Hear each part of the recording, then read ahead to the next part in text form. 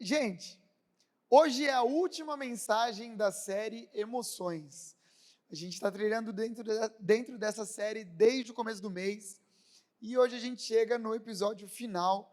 Foi realmente uma série que mexeu muito com a gente. Eu ouvi muitos testemunhos, muitas pessoas comentando sobre aquilo que aconteceu ao longo de todo esse mês. Então, no primeiro episódio, nós falamos sobre controlar a nossa ira e saímos daqui menos irados. Com muitos motivos para nos irar, mas com menos irados, né? Porque quando a gente pede paciência para Deus, Deus manda um monte de gente atribulada para atrapalhar a gente, para que a nossa paciência seja tocada ali, né? Então, pedimos para que o Senhor nos ajudasse a controlar a nossa ira, e foi isso que Ele fez. Também, na segunda semana, falamos sobre descobrindo o contentamento. A pastora Evelyn trouxe um texto aqui sobre Adão e Eva, e a gente percebeu que nós somos capazes de descobrir contentamento mesmo quando não temos tudo aquilo que a gente gostaria de ter. Semana passada eu falei sobre superar o irrelevante. Nós aprendemos aqui com o Sermão da Montanha, um pedaço dele pelo menos, quando Jesus nos ensina que há coisas importantes demais para que a gente fique ocupando a nossa cabeça, carregando cargas que a gente não deveria carregar. E hoje eu quero caminhar com vocês para o último episódio dessa série, que é um convite à coragem. Um convite à coragem. Irmãos, eu vou trazer algo inédito aqui para nós, porque eu não me lembro de em nenhum momento dessa série, ou dessa, ou de todas as outras que a gente viu até aqui, repetir algum personagem dentro da mesma série. É óbvio que em algum momento eu vou repetir personagens, porque a Bíblia tem personagens limitados, né? Mas hoje eu quero fechar essa série com o mesmo personagem com o qual eu comecei. Eu quero terminar essa série falando também sobre Moisés. O Moisés que nos ensinou como não reagir a dias de pressão. O Moisés que nos ensinou como não fazer quando a gente está ali num momento de muito estresse.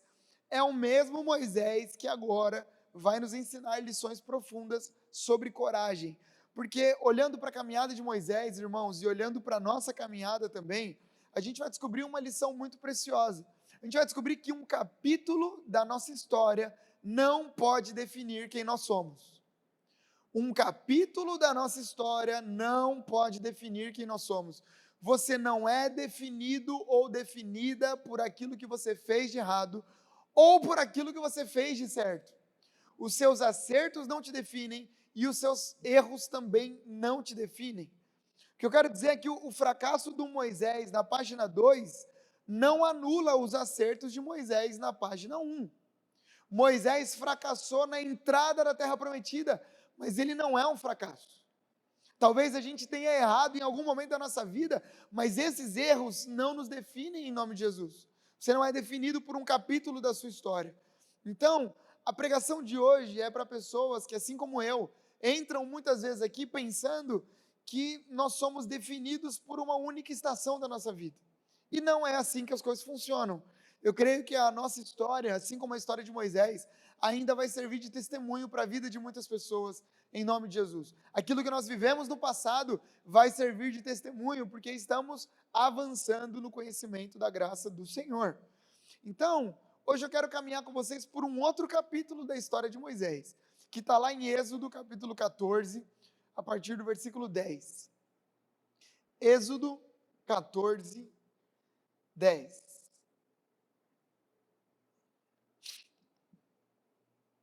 Esse texto vai ser transmitido aqui no nosso telão. Se você não trouxe sua Bíblia, olha só. Êxodo 14, 10. Ao aproximar-se o faraó, os israelitas olharam e avistaram os egípcios que marchavam na direção deles. E aterrorizados clamaram ao Senhor. Disseram a Moisés: foi por falta de túmulos no Egito que você nos trouxe para morrermos no deserto? O que você fez conosco, tirando-nos de lá? Já não lhe tínhamos dito no Egito: deixe-nos em paz, seremos escravos dos egípcios? Porque antes ser escravos dos egípcios do que morrer no deserto. Moisés respondeu ao povo: não tenham medo, fiquem firmes e vejam o livramento que o Senhor lhes trará hoje, porque vocês nunca mais verão os egípcios que hoje vêm. O Senhor lutará por vocês, então somente acalmem-se. Disse então o Senhor a Moisés: por que você está clamando a mim? Diga aos israelitas que sigam em frente, sigam avante. Erga sua vara e estenda a mão sobre o mar, e as águas se dividirão, para que os israelitas atravessem o mar em terra seca. Eu, porém, endurecerei o coração dos egípcios, e eles o perseguirão. E serei glorificado com a derrota do faraó e de todo o seu exército, com seus carros de guerra e seus cavaleiros. Os egípcios saberão que eu sou o Senhor, quando eu for glorificado com a derrota do faraó, com seus carros de guerra e seus cavaleiros. Até aqui. Irmãos, para a gente falar um pouco dessa história de Moisés, eu quero lembrar vocês de como foi a primeira pregação dessa série. Lembram que a gente disse que Moisés tinha passado por todos os caminhos ali na libertação do povo, e ele chegou na beira da terra prometida e não entrou porque não soube controlar a sua ira. Deus mandou ele tocar com a vara numa pedra e ele não tocou, ele bateu 2 vezes e ainda deu uma chamada no povo. Por conta disso, Deus impediu Moisés de entrar. Aqui nós estamos um pouco de tempo antes dessa primeira cena que eu preguei. Nós estamos falando aqui do livro de Êxodo, e Êxodo no original é literalmente saída de um lugar para o outro. É justamente sobre isso que esse livro vem tratar. O povo está saindo de 430 anos de cativeiro lá no Egito.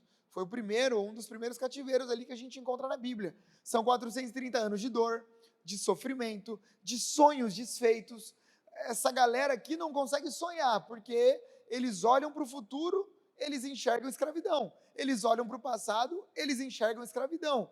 Os seus filhos nascem escravos, os netos nascem escravos. Como que você sonha desse jeito? Eles eram impedidos de sonhar. E aí Deus levanta um homem chamado Moisés. Moisés, então, é aquele escolhido por Deus para ir lá e libertar o povo desse cativeiro.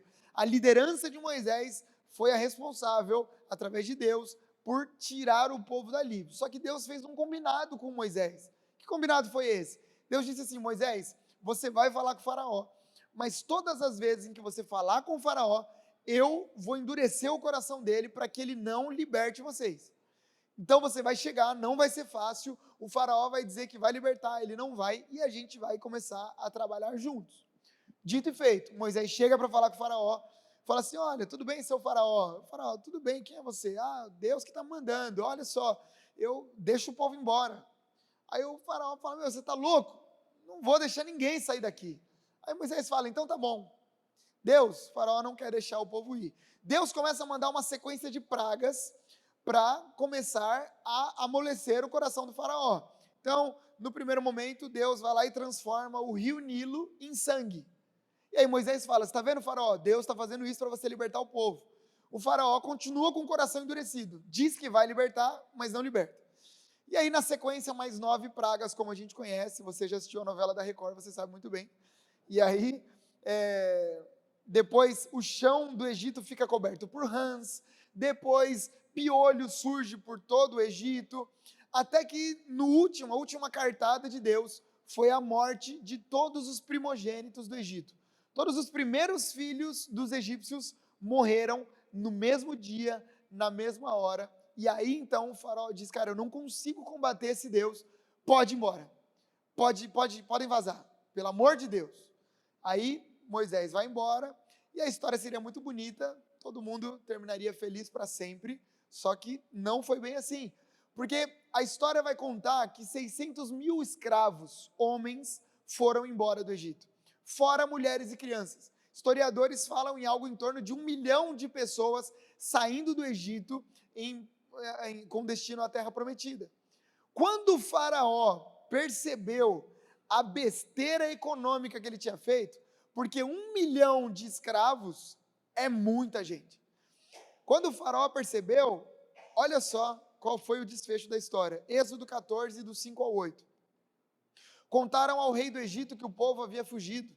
Então o faraó e os seus conselheiros mudaram de ideia e disseram: o que foi que fizemos? Deixamos os israelitas saírem e perdemos os nossos escravos. Então o faraó mandou aprontar a sua carruagem e levou consigo o seu exército. Levou todos os carros de guerra do Egito, inclusive 600 dos melhores desses carros, cada um com um oficial no comando.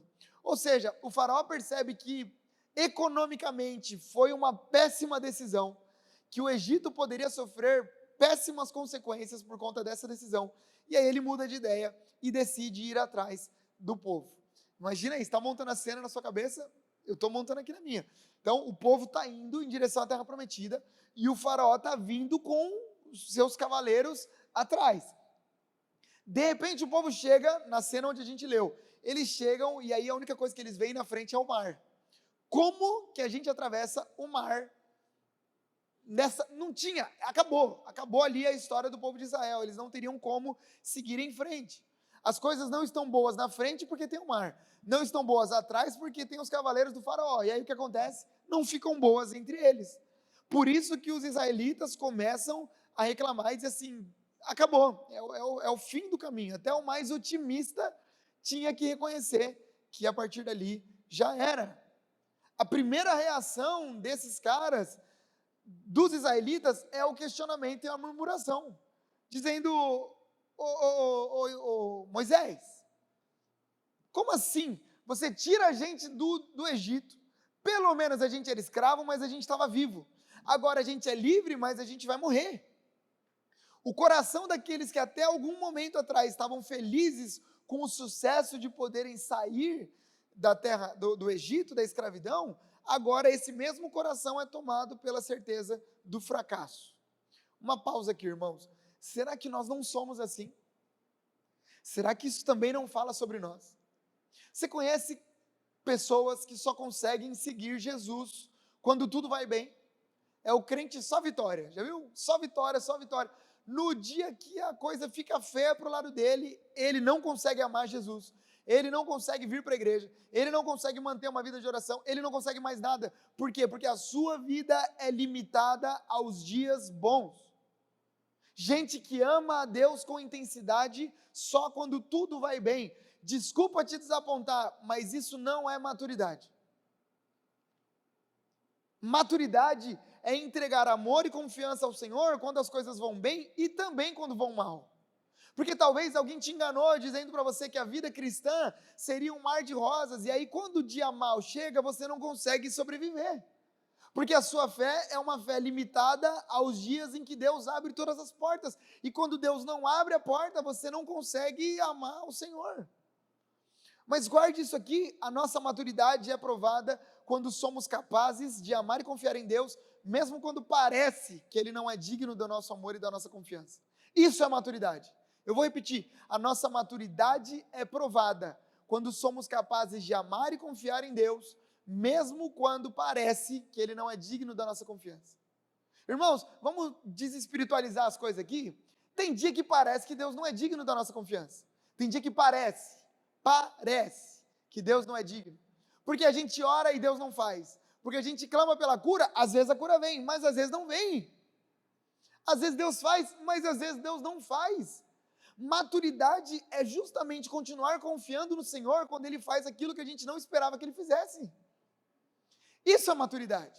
É a gente estar disposto a entregar a nossa vida e os nossos dias ao Senhor, mesmo quando tudo vai mal. Por isso, o nosso coração precisa estar em constante análise. Para a gente não ser pego de surpresa quando as frustrações vierem e a gente perceber que nós somos donos de uma fé fragilizada. E desculpa a palavra que eu vou usar, mas às vezes a nossa fé é infantilizada. É gente que tem uma fé tão infantil que pensa que Deus é refém dos seus desejos e dos seus caprichos. E eu sei que isso não é maldade do nosso coração. Isso foi sendo construído. Existe uma teologia que diz que nós nascemos para isso. Nós nascemos para o sucesso. Nós nascemos, então a gente não pode ficar doente, porque crente não fica doente. Se você está doente é falta de fé. Mentira, conversa fiada. Porque o dia mal chega para nós também. Agora o povo olha para Moisés, Deus fez um monte de milagre, e agora eles dizem sarcasticamente, Moisés, foi para isso que você tirou a gente de lá? Para morrer no deserto? Não era mais fácil ter deixado a gente morrer lá, escravo mesmo? E aí a resposta de Moisés vem na veia para o povo de Israel e também para nós. E aí Moisés diz, ei, Adai Santos, não tenham medo. Fiquem firmes e vejam o livramento que o Senhor lhes trará hoje, porque vocês nunca mais verão os egípcios que hoje vêm. O Senhor lutará por vocês, tão somente acalmem-se. Em outras palavras, Moisés está dizendo o seguinte: ei, Adai Santos, o Deus que começou a boa obra é fiel para completá-la. O Deus que começou a trabalhar na vida de vocês vai terminar o trabalho que ele começou. Deus não deixa trabalho incompleto. Aí Deus começa a tirar você lá do cativeiro no Egito, você acha que ele vai deixar você na metade do caminho e falar assim: não quero mais. Não, Deus não faz esse tipo de coisa. Se Deus disse que faria, ele vai fazer. Por isso a gente não precisa ter medo. Qual é a nossa função? Permanecer firmes, confiantes no Senhor. Agora, irmãos, é muito interessante como Deus age aqui, porque a história de Moisés é uma história que revela a mão de Deus agindo o tempo inteiro. A mão de Deus age, Dri, quando Deus aparece na sarça que pegou fogo e não se consumiu. A música que a gente canta veio de um lugar, de uma história verdadeira, sabia disso, irmãos? A sarça pegou fogo e não se consumiu. Aí o Moisés viu a mão de Deus ali. Sarça pegar fogo no deserto era normal. Agora, nunca mais parar de pegar fogo não era normal. O Moisés ouve a voz de Deus dali. Deus está no chamado de Moisés. Moisés vai e começa a falar com o faraó. Quando o faraó tem o coração travado ali, Deus manda a primeira praga. A não ser que aquelas pessoas acreditassem numa coincidência astronômica, Deus é quem mandou um monte de rã ao mesmo tempo para cobrir o chão do Egito. Aí Deus manda piolho. Aí Deus manda um monte de coisa. E Deus vai mandando praga, e vai mandando praga, e vai mandando. Então Deus está em toda essa situação. Deus está trabalhando no coração do faraó. Deus está com o povo no deserto. Agora, o mais interessante é que mesmo a mão de Deus controlando todas as coisas, o fato de Deus estar à frente não excluía as dificuldades. O fato de Deus estar à frente não excluía as dificuldades. Eu já disse isso aqui outras vezes e quero repetir: caminhar com Deus não nos isenta de dias difíceis. Se te contaram algo diferente, mentiram para você. Caminhar com o Senhor não é como caminhar na Alice no País das Maravilhas. Às vezes a gente vai estar andando com Deus e coisas ruins vão acontecer. O câncer pode chegar, o desemprego pode chegar, o divórcio pode chegar. Muitas coisas ruins podem acontecer, mas a grande diferença que há entre nós e aqueles que não creem no Senhor é que nós sabemos quem está com a gente no câncer, é que nós sabemos quem está com a gente no desemprego, é que a gente sabe quem está com a gente quando a crise chega, porque a crise chegar é padrão para todo mundo, o sol nasce sobre justos e sobre injustos, mas nós sabemos quem está com a gente no dia mau. O Moisés obedece à voz do Senhor, e aí ele ordena ao povo que permaneça firme, marchando em direção à terra prometida, e como prometido, o nome do Senhor é glorificado, porque o mar se abre. O povo está ali desesperado, Moisés bate o cajado no chão, o mar se abre na metade, o povo passa com os pés secos. Quando eles chegam lá do outro lado e é a vez do exército de Faraó passar, Deus fecha o mar, todos eles morrem, e aí o povo consegue seguir livremente em direção à terra prometida. A pergunta, irmãos, que eu trago para nós hoje é: como manter o nosso coração cheio de coragem em dias como esses? Porque a gente não está falando de um dia onde a gente está com gripe. A gente não está falando sobre um dia, uma semana que a gente ficou com a conta no vermelho.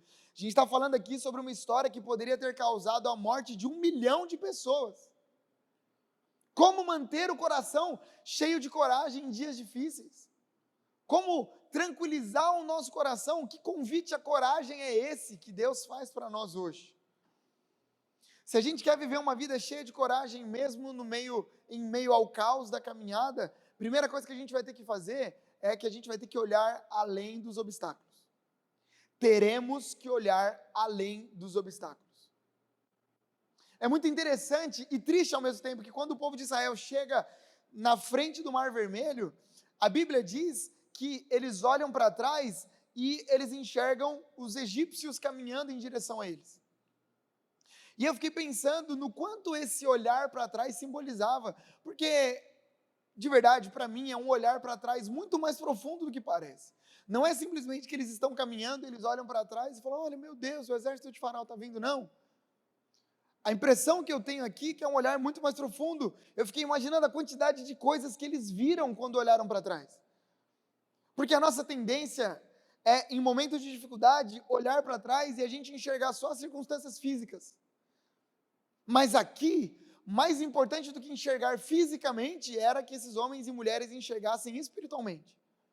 O olhar deles estava preso à vida física, mas Deus tinha algo muito mais espiritual do que parecia. Se eles olhassem como olharam com um olhar meramente físico, o que eles enxergaram, Diogo? Eles enxergaram o faraó, eles enxergaram os cavaleiros, eles enxergaram barulho de espada, barulho de carroça, eles enxergaram as flechas, as lanças. Imagina o caos que isso gera no coração de alguém que olha para trás e vê tudo isso acontecendo. Agora, se eles olhassem com olhos espirituais, eles seriam capazes de enxergar a mão de Deus agindo mais uma vez. Quando eu olho para trás fisicamente, o que eu vejo? Eu vejo os momentos em que eu fiquei desempregado, os momentos onde faltou dinheiro, os momentos onde eu tive crise na minha família, os momentos onde eu tive que lutar contra a minha própria personalidade. Mas se por um instante eles olhassem com um olhar espiritual, eles veriam que o Deus que os chamou e os guiou até ali era realmente poderoso. Eles veriam um Deus que transformou rio em sangue. Eles veriam um Deus que mandou piolho para todo lado. Eles veriam um Deus que é capaz de parar o sol. E se esse Deus era poderoso para guiar a natureza para o seu propósito, se esse Deus era poderoso para fazer em alguns dias o que ninguém fez em 430 anos, valia a pena confiar nesse Deus.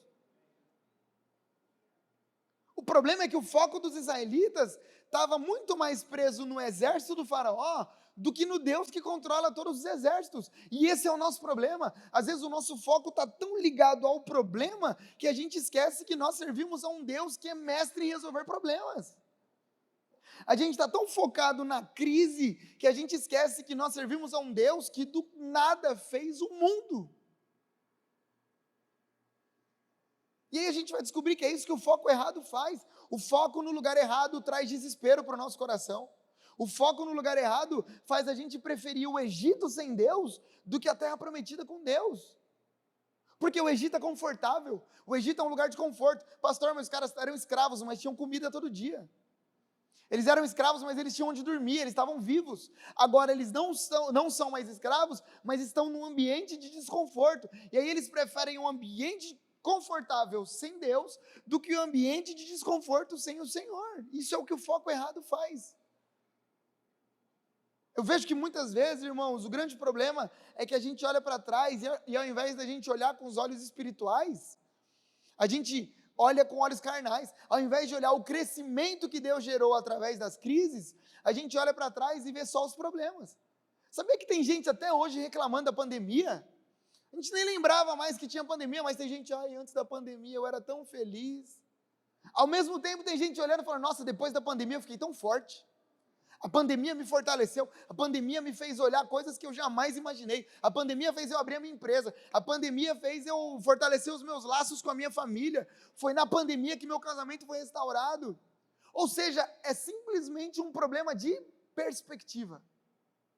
Eles olham para trás e eles poderiam ver a mão de Deus ou poderiam ver a mão do inimigo, e eles preferiram escolher a mão do inimigo e por isso o coração deles entrou em desespero.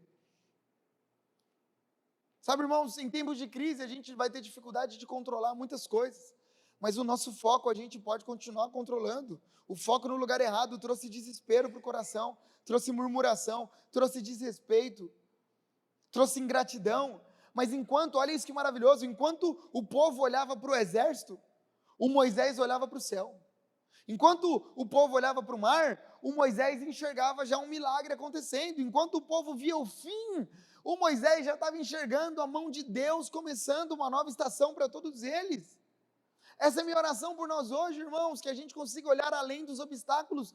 Que tipo de problema você está vivendo? Que tipo de crise? Eu não estou dizendo aqui que Deus vai solucionar tudo da noite para o dia, mas eu estou dizendo que hoje é dia de nós mudarmos o nosso foco e a gente perceber que até mesmo nos maiores problemas, Deus está trabalhando o nosso coração. Deus está gerando maturidade em nós. Deus não poderia ter livrado, vamos misturar uma história aqui, eu nem gosto de misturar história às vezes na pregação, mas Deus não poderia ter livrado Daniel da cova dos leões? Poderia ou não poderia? Poderia, mas não livrou, porque tem hora que Deus livra a gente da cova dos leões, mas tem hora que Deus vai livrar a gente na cova dos leões. Deus poderia ter livrado Sadraque, Mesaque e Abednego da fornalha? Poderia, mas tem hora que Ele livra da, tem hora que Ele livra na. Às vezes Deus levou você para esse lugar para te dar um livramento lá, porque é só lá que o seu coração vai ser tratado de verdade. Existem mares na nossa frente que parecem castigo de Deus, mas na verdade são justamente um sinal do caminho que Deus vai tomar para realizar um grande milagre na nossa vida. Ou Israel deixa o Egito para trás, ou eles jamais seriam capazes de experimentar a terra prometida. Mas entre Egito e terra prometida está o mar. Essa é a minha oração por nós, que a gente seja capaz de olhar além dos obstáculos. Onde outras pessoas enxergam o mar fechado e o fim do caminho, nós vamos enxergar oportunidades do Senhor para que Ele haja mais uma vez em nosso favor. Milagres não são isso, irmãos. Milagres são o caminho que Deus toma para resolver problemas difíceis demais. Tem muita gente querendo viver milagre, mas não quer enfrentar problemas difíceis demais. Só que milagre é o caminho que Deus faz para poder restaurar um casamento falido. Milagre é o caminho que Deus faz para poder restaurar uma empresa falida. Milagre é o caminho que Deus faz para poder curar uma criança com câncer. Mas para que o milagre chegue, o câncer tem que chegar. É assim que Deus faz. Que Deus nos ajude a olharmos acima de todos os obstáculos, enxergando a mão do Senhor sobre nós, em nome de Jesus. A segunda lição, irmãos, que eu aprendo aqui com a vida de Moisés, é que nós teremos que ouvir o que outros não podem ouvir. Primeiro, a gente vai ter que olhar além dos obstáculos. Segundo, a gente vai ter que ouvir aquilo que outros não podem ouvir. Sabe uma coisa que às vezes eu fico impressionado? É que a gente segue a Jesus. A gente crê em Jesus. Só que a gente quer que as outras pessoas acreditem do mesmo jeito que a gente acredita, sem elas acreditarem naquilo que a gente acredita. Vocês entenderam ou não? Eu não vou conseguir repetir. Se você pegou, pegou. A gente espera que as outras pessoas pensem do mesmo jeito que a gente pensa, só que elas não estão ligadas a Jesus como nós estamos. Onde eu quero chegar? A gente vai ter que ouvir aquilo que outros não podem ouvir. O texto que a gente leu diz que quando o povo estava diante do mar, a primeira reação deles foi a murmuração. Eles começaram a reclamar. Lá no Egito a gente tinha comida, lá no Egito a gente tinha onde dormir. Começaram a resmungar, fizeram uma associação lógica. Lá no Egito eu estava vivo, aqui eu estou quase morto. Mas é justamente nesse caminho de murmuração e de ingratidão, quando o povo de Israel está reclamando e querendo voltar para o Egito, que o Moisés, o coitado do Moisés, que não entrou na terra prometida lá, porque a gente já viu isso no primeiro episódio, mas é esse Moisés que foi capaz de ouvir a voz de Deus no meio da murmuração do povo. A pergunta que eu faço é, será que somos capazes de ouvir a voz de Deus, irmãos? Enquanto está todo mundo reclamando, enquanto está todo mundo murmurando, será que a gente é capaz de parar e falar, ei, não quero ouvir mais nada disso aqui, eu quero ouvir o que Deus tem. Porque o que Deus tem é maior, porque o que Deus tem é melhor. A palavra do Senhor é a lâmpada para os nossos pés, não aquilo que os outros estão falando. É gente reclamando de um lado, parece que a gente está cercado por tantas vozes, que quando a gente vai ver, a única voz que importa a gente não está ouvindo. A gente está cercado por todo mundo. Eu já falei isso aqui, né, outras vezes. O meu pai, ele gosta muito de assistir o Datena. Mas o Datena, quando o Datena não está batendo nas pessoas. Quando o Datena está só falando de quem bateu nas outras pessoas, entendeu? Meu pai gosta. O que tem pra gente ali? Será que é esse tipo de voz que a gente quer na nossa orelha? Já saíram muitos estudos que dizem que nós somos a soma das 5 pessoas com quem a gente mais convive. Não sei eu que estou dizendo isso, é psicologia. Nós somos a soma das 5 pessoas que mais passam tempo perto de nós. Aí a gente só anda com murmurador. A gente só anda com gente que reclama. Aí a gente só anda com gente que olha para as coisas e fala, não, isso aqui é o diabo, é o Satanás. O que a gente vai se tornar? Murmurador também. O nosso grande desafio é sermos como Moisés, que no meio da murmuração conseguiu ouvir a voz de Deus dizendo. Não é à toa que a Bíblia diz que as más companhias corrompem os bons costumes. O povo de Israel está tão acostumado a reclamar, a murmurar, que eles esqueceram que Deus não deixou de falar. Isso pode acontecer com a gente também. A gente está tão acostumado a reclamar das coisas, das situações, isso acontece comigo, pelo amor de Deus, o ônibus passou e não abriu, é só eu mesmo. Aí você olha para o redor, tem 32 pessoas junto com você, o ônibus não abriu para ninguém. Não, mas só acontece, o chuveiro queimou de novo, bem na minha vez. Porque era você que ligou ali, está tudo certo. Agora o que será? Será que quem nós queremos ser? É maravilhoso o discernimento de Moisés, porque no meio da crise, do caos, ele ouviu a voz de Deus, não só ouviu, mas também entregou para o povo, olha só, não tenham medo, fiquem firmes, o Senhor lutará por vocês. Moisés convidou os israelitas a esperar por um milagre que aconteceria naquele mesmo dia. Por isso eu te pergunto de novo, que vozes você tem ouvido? Tem gente de Deus entre as suas amizades? Tem gente de Deus impulsionando você para mais perto do Senhor? Ou você tem andado com gente que só te joga para o chão e só coloca... Olha que coisa maluca! Quem levou Jesus para o deserto? A primeira vez que Jesus foi para o deserto, quem levou? Foi o Satanás? Foi o Espírito Santo de Deus que leva Jesus para o deserto para ser tentado. Existem desertos que quem nos conduz é o Espírito Santo de Deus. Se você der ouvido para as pessoas, elas vão dizer que é o Satanás. Mas na verdade é Deus tratando o seu coração. Se a gente quer encher o nosso peito de coragem, precisamos ouvir aquilo que outros são incapazes de ouvir. Eu creio que a gente tem que se aproximar de gente que ouve a voz de Deus. Não só ouve, mas replica a voz de Deus para o nosso coração. E posso dizer uma coisa aqui para você, que o Corinthians ganhou e eu estou feliz. Às vezes o que as pessoas vão dizer para você, que vem da parte de Deus, não é o que você quer ouvir. Às vezes Deus está usando a vida de alguém que vai dizer justamente o contrário do que você esperava. E aí sabe o que você tem que fazer? Abaixar a cabeça e ouvir a voz de Deus através da vida de outras pessoas. Ou outras vezes as vozes que ocupam a nossa cabeça são nossas. Gente que vai dizendo, não, isso aqui já aconteceu com meu pai, com meu tataravô, com meu trisavô, no século V antes de Cristo, vai acontecer comigo também. Não, é dia da gente mudar a nossa mentalidade, mudar o nosso coração, para que a gente comece a ouvir mais aquilo que Deus diz sobre nós. O que comanda a nossa vida? Irmãos, a minha Bíblia ficou no carro, mas nós somos o povo da palavra.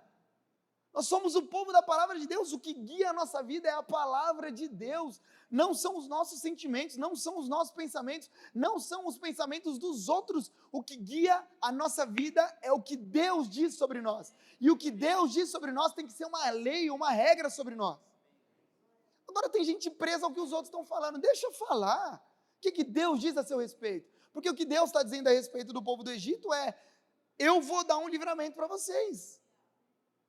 Agora alguém duvida que tinha gente lá no meio que falava assim, vai nada. Vai nada, viu? Vai nada. Não vai, olha aqui, como que ele vai resolver o mar? Não vai, não tem condições de Deus resolver. Caramba, mas Deus resolveu tantas coisas piores. Qual é a voz que tem controlado o nosso coração? A voz da lógica? A voz do noticiário? Ou a voz daquele que está dizendo, ei, não se preocupe porque eu estou junto com você nessa guerra. Nessa batalha você não vai precisar lutar. Não tenham medo porque eu sou com vocês por onde quer que vocês andarem. É dia, irmãos, da gente encher o nosso coração da palavra do Senhor, daquilo que Deus diz sobre nós. E isso vai gerar coragem dentro do nosso coração. Terceira lição que eu aprendo com Moisés. Então, a gente tem que olhar além dos obstáculos, a gente tem que ouvir o que os outros são incapazes de ouvir, a gente vai ter que ir onde outras pessoas consideram impossível. Deixa eu dizer de novo, irmãos, nós somos crentes. A gente serve um Deus de milagres. Quantos creem em milagres? Digam amém. A gente serve um Deus de milagres. Então, quando alguém disser que é impossível, para a gente não tem. Por quê? Porque Lucas 1,37 diz, para Deus nada é impossível. Onde Deus, o que eu disse semana passada, onde Deus nos chamar, Ele vai nos sustentar. Por isso a gente tem que ir onde outros consideram impossível. Deus não está limitado à lógica humana, Deus não está limitado às probabilidades. Existe um livro que chama O Reino de Ponta Cabeça. Depois você compra lá, você vai gostar. Fala sobre o reino de Deus, o quanto o reino de Deus é o inverso do reino do mundo. Irmãos, qual é a probabilidade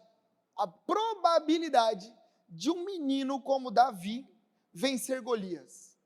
Para você que não conhece a história, Davi era um menino pequeno, Golias era um gigante. Qual a probabilidade? A lógica? Nenhuma, é zero.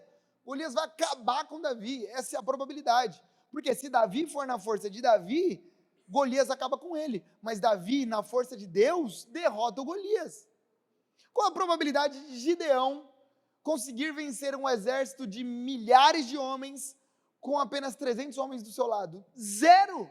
Na força de Gideão é zero. Na força de Deus a probabilidade é altíssima.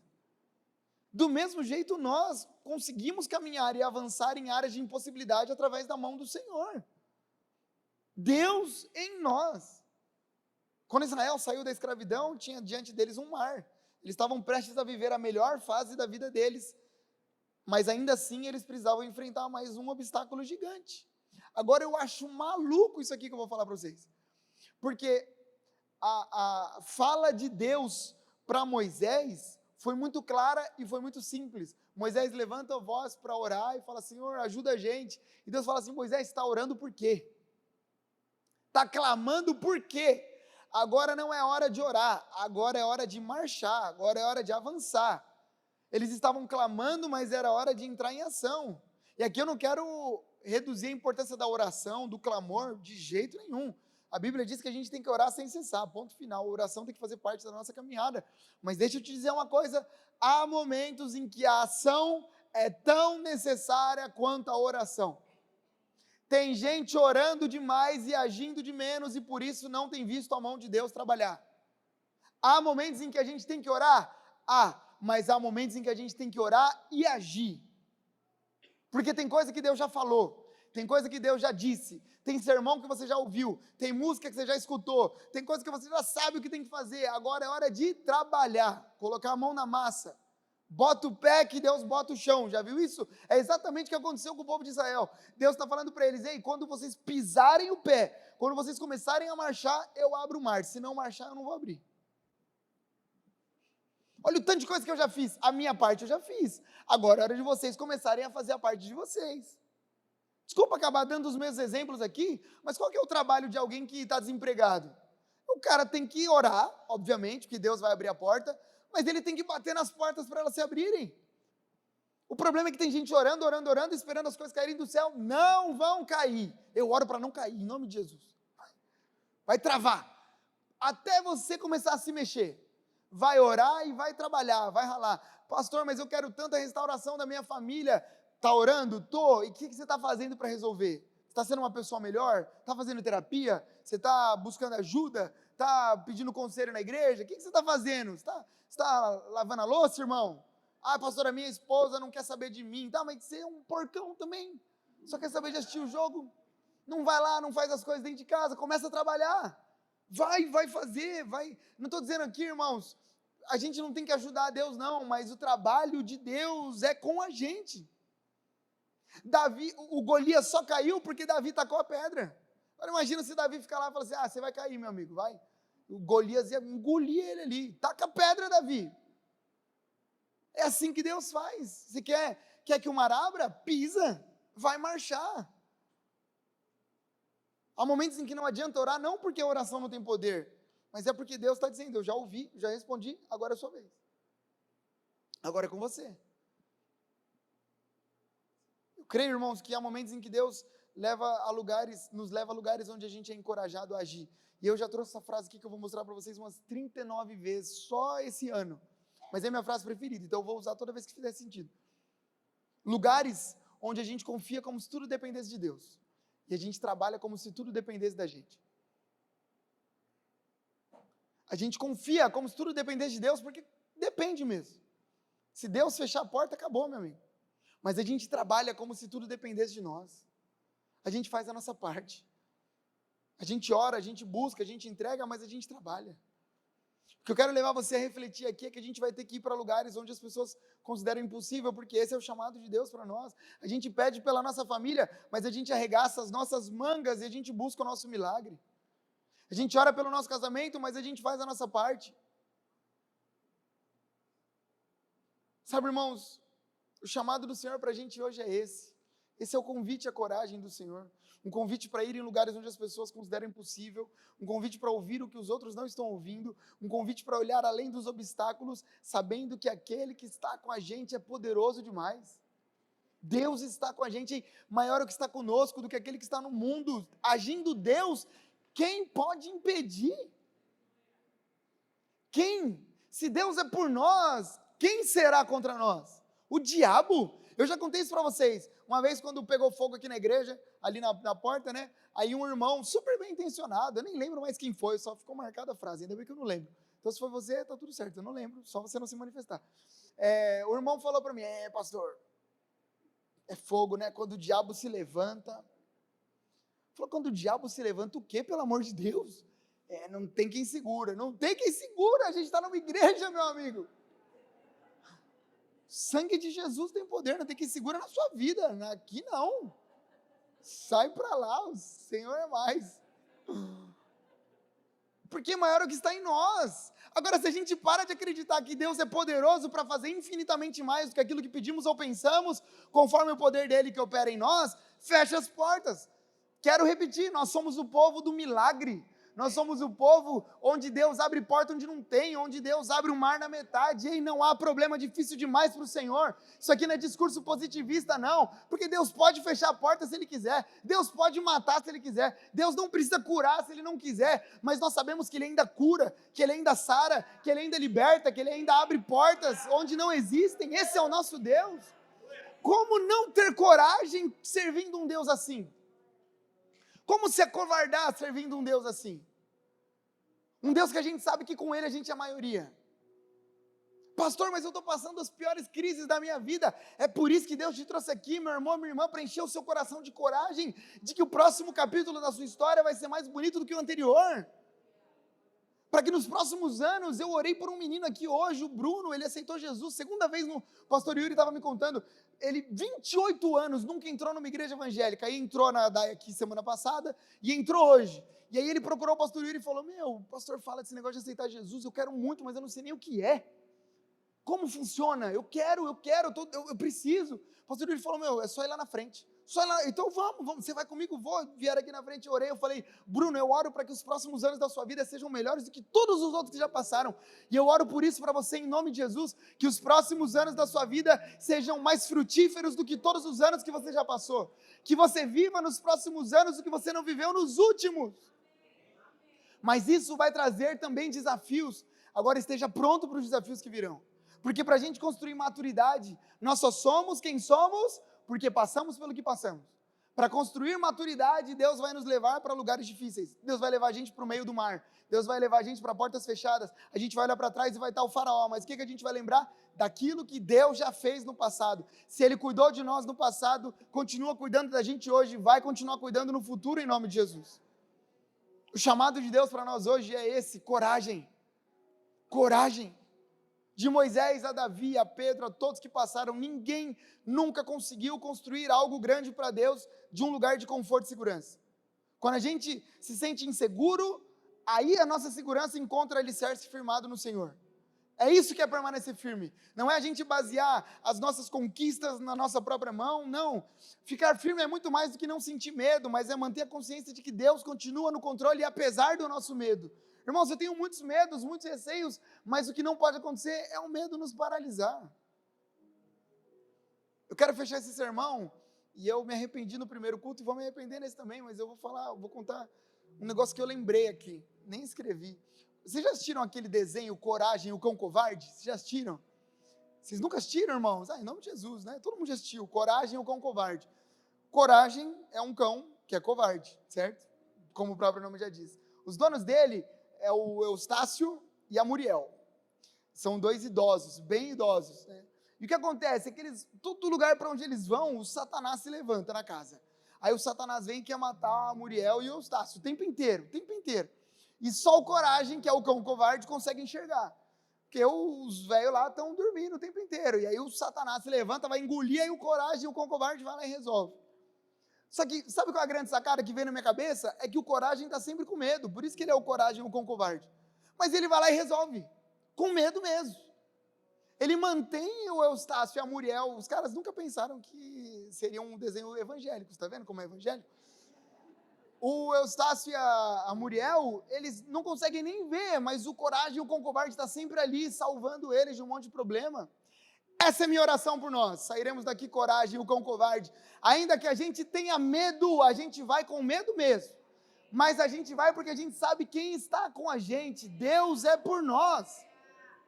Qual é o próximo desafio que você tem essa semana? É no seu trabalho? Você está tentando conseguir um emprego melhor? Você está tentando ganhar um pouco mais? Está tentando resolver um problema na sua família? Deus vai te dar condições para que você faça isso em nome de Jesus. Agora o que você precisa ter? Coragem. O Senhor está com você. Deus está com a gente. A minha oração hoje é simples. Que a gente seja capaz de seguir o conselho de Moisés. Que conselho? Fica firme. Coragem. Firma os seus pés, não na sua força, mas na força do Senhor. Lembra de quem te trouxe até aqui, irmão. Traga à memória aquilo que pode te dar esperança. Lembra de tudo que Deus já fez na sua história. Você acha que vai faltar Deus agora? Não faltou até hoje, vai faltar dessa vez.